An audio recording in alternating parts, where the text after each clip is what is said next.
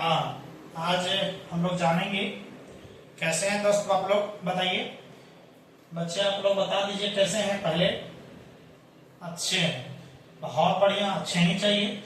चलिए आप कैसे हैं सर? हम भी अच्छे, कोई दिक्कत नहीं। आइए हम लोग, हाँ चलिए सब लोग के पास शेयर कीजिए।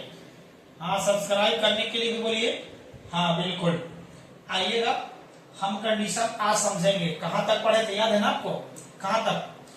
यानी आप लोगों, हम लोग ये चैप्टर दूसरा तो शुरू कर दिए हैं, यानी अलजेब्रा।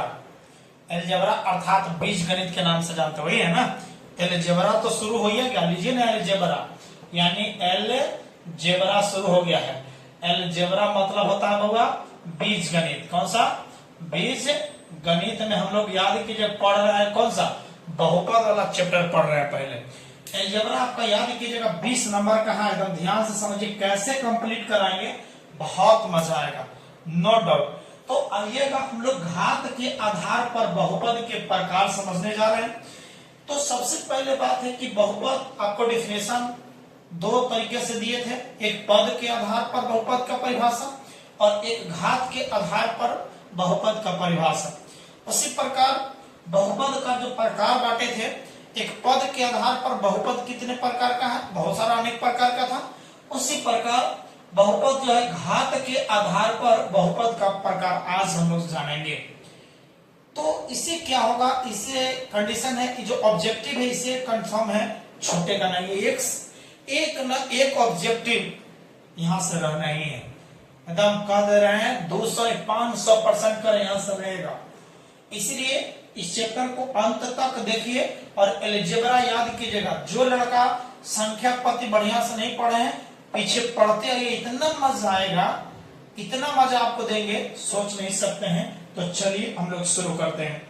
यानी घात के आधार पर बहुपद के प्रकार है, इसमें निम्नलिखित प्रकार के हैं। पहला नंबर हम लोग जानेंगे शून्य घातीय। कौन सा होगा? शून्य घातीय। देखिए शून्य घातीय याद कीजिएगा, यानी हम लोग जानेंगे, यहां से समझने की कोशिश कीजिए, बहुत मजा आने वाला है, बहुत मजा आएगा। तो शून्य घातीय बहुपद कहते किसको है?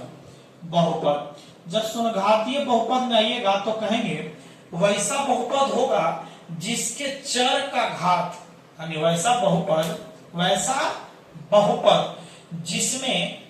जिसमें जो चर होगा उसका अधिकतम घात जो होगा ना वह शून्य होगा। क्योंकि घात के आधार पर पढ़ रहा है, अधिकतम घात शून्य मिलेगा, उसको हम लोग कहते हैं शून्य घातीय बहुपद। यानी वे बहुपद जिसके चर का अधिकतम घात, जिस बहुपद में चर का अधिकतम घात, देख लो, अधिकतम एक दो लिख देंगे बस। अधिकतम घात कितना होना चाहिए? शून्य हो तो समझ लेना कि उस बहुपद को क्या कहते हैं? शून्य घातीय बहुपद कहा जाता है। एग्जाम्पल देखिएगा बाबा, इसका एग्जाम्पल हम आपसे बोले, क्या एग्जाम्पल में आप बताइए 5x के पावर 0 ले सकते हो? ले सकते हो, कोई दिक्कत नहीं। अब सोचो यहां से 5 है, इसको सब सॉल्व करोगे तो ये तो 5 है, ये 5 है। जब गुना के रूप में है तो बताइए x के पावर 0 किसी संख्या के पावर 0 का मान 1 होता है, माने 5 हो गया। यानी अब सोच लो बाबा 5, बताइए वह कौन सा बहुपद होगा, बताइए तो। हाँ, यहां से बहुत डिफरेंस आएगा, देखिएगा कै पद है, कौन सा पद है? एक पद है, क्योंकि यहां से याद कीजिए चर लगल है, यानी एक पद ही बहुपद हो गया। लेकिन कौन सा घात के आधार पर पूछे तो बताइए कौन सा घात वाला बहुपद है? कहेगा शून्य घातीय बहुपद है सर, बस 5 है, इसके पावर होगा, चर कहीं ना कहीं छिपल होगा यहाँ पे, और जब चर छिपल है मतलब याद कीजिएगा शून्य घातीय है सर। अब लीजिए हम अपने मन से ले सकते, मतलब कि 9 भी शून्य घातीय होगा जी, होगा ना? 15 ले लो, 15, 18, 20, 22 कुछ ले सकते हो। इस सब का सब जो है शून्य घातीय बहुपद कहा जाता है, कोई दिक्कत नहीं। चलिए दूसरा नंबर आते हैं। शून्य घातीय का मतलब होता है एक घातीय।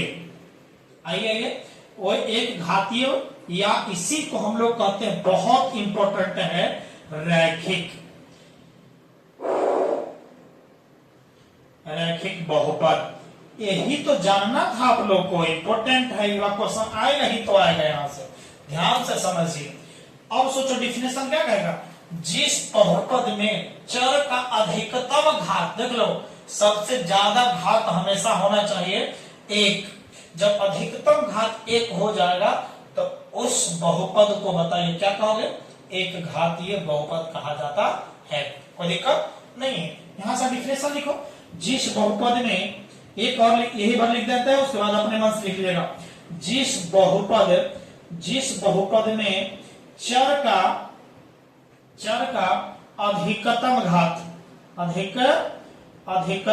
घात बोलो कितना होना चाहिए, एक हो। जब एक होगा तो बताइए कितना हो जाएगा बुआ, एक हो तो बताइए उसको क्या कहेंगे, एक घातीय बहुपद कहा जाता है। बहुत इंपॉर्टेंट है, यहां से समझो। एग्जाम्पल हम आपको दे तो बताइए 2x + 5 ले लें, कोई दिक्कत, सब मानक रूप में भी लिखने का प्रयास बाद में सिखाएंगे, पहले आइए ना। क्या बताइए 2x + 5 है कि नहीं, बोलिए क्या दिक्कत, यहाँ भी चर है, यहाँ कुछ नहीं है तो बताइए यहाँ चर तो छिपा हुआ 0 वाला। अब सोचो यहाँ भी चर है, यहाँ भी चर x ले लिया, इसके पावर कुछ नहीं है तो कितना है, 1 है। जब 1 है तो चर है, चर का अधिकतम घात 1, यहाँ 0, सबसे ज्यादा 1 है, माने 1 है, तो इसका मतलब है कि ये जो बहुपद है यह एक घातीय बहुपद कहलाएगा। कोई दिक्कत नहीं। बोलो 3y + 7 यानी z भी ले सकते हो, 7z। अब देखो इसमें चर तो दो को मिल रहा, एगो y हो, आगो कुछ है z, इसका पावर यहाँ चर 1, यहाँ भी चर 1 है। बोलो चर में तो चर तो चर का अधिकतम घात कितना मिला, 1 मिला। जब 1 है तो बोलो कौन सा होगा, एक घातीय। मतलब है एकदम ठेठ भाषा से मैं समझो तो चर कौन सा होगा, चर का दम ढूंढना, चर का एक छोटी वाला पकड़ना समझना, और रैखिक है, कौन सा है, रैखिक बहुपद। समझ में आया। अब सोचो अपने मन से ले लीजिए बउआ, हमने सोच रहे हैं, लीजिए 12x + 6, कोई दिक्कत, चर ढूंढो, चर को पहले ढूंढो, चर x के पावर 1 है, यहाँ कुछ नहीं है तो 1 है, माने रैखिक बहुपद। इसमें एग्जांपल अपने मन से 1-2 आपने बताइए तो भेजिए तो कमेंट में, तो हम समझेंगे कि हाँ आप समझ गए हैं, कोई दिक्कत नहीं है। यहीं से तो समझोगे। तीसरा नंबर आइएगा द्विघातीय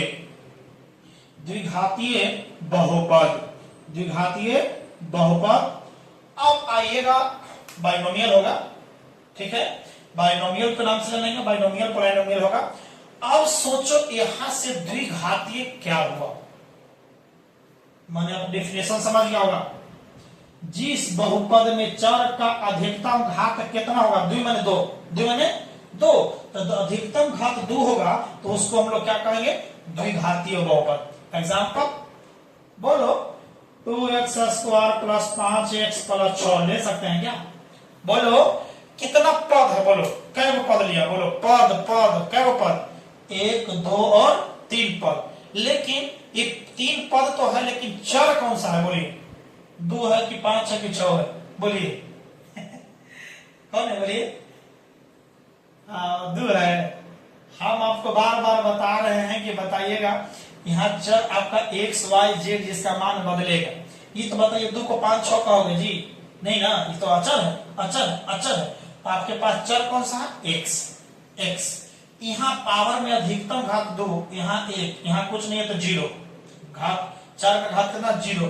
तो यहाँ आपके पास सबसे ज्यादा 2 है, तो बताइए 2 वाला अधिकतम घात वाला बोलो द्विघातीय बहुपद, कोई दिक्कत नहीं। लेकिन कौन सा पद है, 3 पद ये बहुपद है। आइए 3 के पावर 5 बताइए द्विघातीय बहुपद है कि नहीं है। चर देखो तो यहाँ x है, इसके पावर 5 आ गया, 2 को पावर है ये नहीं है तो नहीं होगा, हम खत्म। वाह बहुत बढ़िया। 3x² होगा कि नहीं होगा, बोलो होगा सर, होगा, बहुत बढ़िया। बोले 3² + x, 3 के पावर याद कीजिए 5 + x², बताइए है कि नहीं, हम आपसे पूछते हैं, बताइए 3 के पावर 5 और याद कीजिए x², बताइए द्विघातीय बहुपद है कि नहीं है। और सोचो यहाँ जो आपको है 3 के पावर 5 है, मतलब ये तीन के माने अचर से हमारा कोई मतलब है नहीं, कुछ कुछ भी रहे। यहाँ चर ढूंढिए, चर का पावर 2 है तो याद कीजिए द्विघातीय होगा। दो घात वाला जितना एग्जाम्पल लेना होगा अपने मन से ले लीजिएगा, कोई दिक्कत नहीं होगा। ठीक है, अब आइएगा चौथा नंबर, याद कीजिए त्रिघातीय त्रिघातीय बहुपद, त्रिघातीय बहुपद, त्रिघातीय बहुपद। आइए त्रिघातीय बहुपद माने याद कीजिए 3x³ + 5x। देखो ना, एक खाली पावर घटाते जाओ ना, बस अपने मन लिखो ना जी, कुछ लिख सकते हो, चर में कुछ लिख लीजिए, लेकिन चर का अधिकतम घात खाली 3 ढूंढो, बस हम ले सकते हैं। 6x³ भी लिख सकते हैं, अधिकतम घात 3 घातीय, काम खत्म। ऐसे बोलो पांचवा नंबर, बोलो चतुर्थ घातीय बना सकते हैं कि नहीं? चतुर्थ घातीय बहुपद आप लोग का एग्जाम्पल देना है, चतुर्थ घातीय, पंचघातीय, षष्ठ घातीय, सब एग्जाम्पल 2-3 को करके भेजिए, तो तब हम आप लोग को समझ जाएंगे कि आप लोग बहुत बढ़िया से समझ चुके हैं। तो चलिए इस पाठ को जब आपने समझ लिया बहुपद के प्रकार घात के आधार पर, तो आपको हम वादा करते हैं देखिए कैसे बनता है, यहां से बहुत बड़ा पॉइंट समझाने का प्रयास करेंगे। ठीक है, तो चलिए मिलते हैं नेक्स्ट वीडियो में। Thank you so much.